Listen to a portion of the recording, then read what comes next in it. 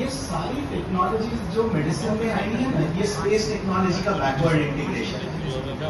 आप अल्ट्रासाउंड की बात कीजिए, लेजर की बात कीजिए, किसी न किसी कारण से स्पेस टेक्नोलॉजी के लिए चीजें निर्मित की गई, इनका बैकवर्ड इंटीग्रेशन। तो किसी ने विचार किया कि अगर एस्ट्रोनॉट स्पेस में है और उसको पथरी हो गई गॉल ब्लैडर में, या उसको अपेंडिक्स हो गया, तो कैसे ऑपरेशन होगा? वहां पर डॉक्टर नहीं है।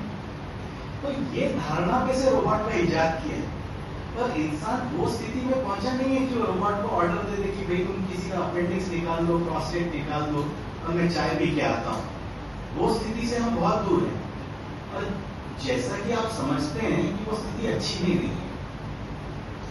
तो ये रोबोटिक मशीन है, कुछ इस तरीके से रोबोटिक मशीन दिखती है। इसके 3 हिस्से होते हैं। ये सर्जन कंसोल है जो एक पायलट के कॉकपिट की तरह होता है। ये रोबोटिक सिस्टम है, मतलब इसमें हाथ होते हैं रोबोट्स के, ये हाथ खुद नहीं चलते। ये एक मास्टर एंड स्लेव मॉडल है, मतलब मेरे हाथ में जॉयस्टिक्स होते हैं जो कि मेरे हाथ की तरह ही घूमती हैं। मतलब जैसे कि मैं सर्जरी की नकल कर रहा हूं, अब मैंने अंग को पकड़ा, अब काटा, अब टाका लगाया, तो ये मुझे करते रहना है। ये मेरी मूवमेंट्स अंदर इंस्ट्रूमेंट में ट्रांसलेट होती है। तो फिर क्या फायदा हुआ? हम चीरा लगा के वही कर रहे थे ना, काट रहे थे, जोड़ रहे थे।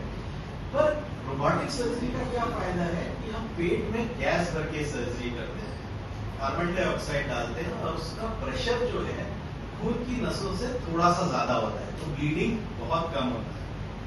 जब 2012 में मैं ये सर्जरी चीरा लगा के करता था, तो एक सर्जरी में एवरेज ब्लड लॉस 1 लीटर था। ठीक है, मैं उस समय करने की शुरुआत ही की थी, पर 1 लीटर। और जब मैं रोबोटिक प्रोस्टेटेक्टमी करता हूं तो एवरेज ब्लड लॉस है 125 ml।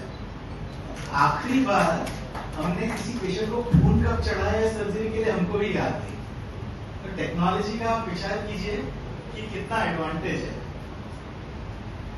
पेट में 8 मिलीमीटर के 5 सुराख करते हैं, गैस भरते हैं। जब गैस भरते हैं तो पेट सर्कस की तंबू की तरफ फूल जाता है।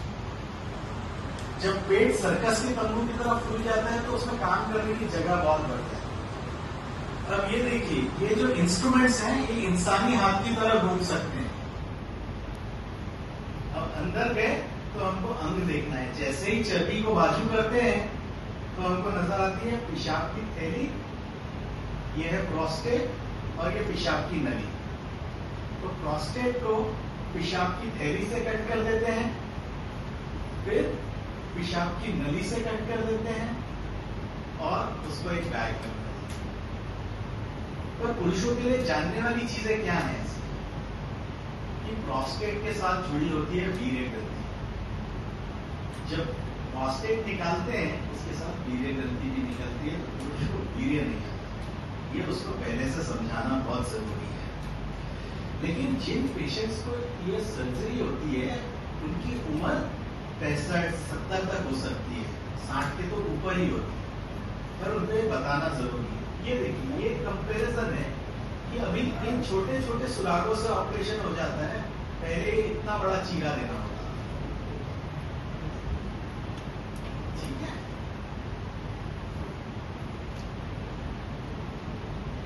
तो वही चीज जो हम बड़े चीरों से करते थे, छोटे चीरों से करने लगे। जो बहुत ज्यादा खून जब लॉस होता था उसके मुकाबले बहुत कम ब्लड लॉस होने लगा।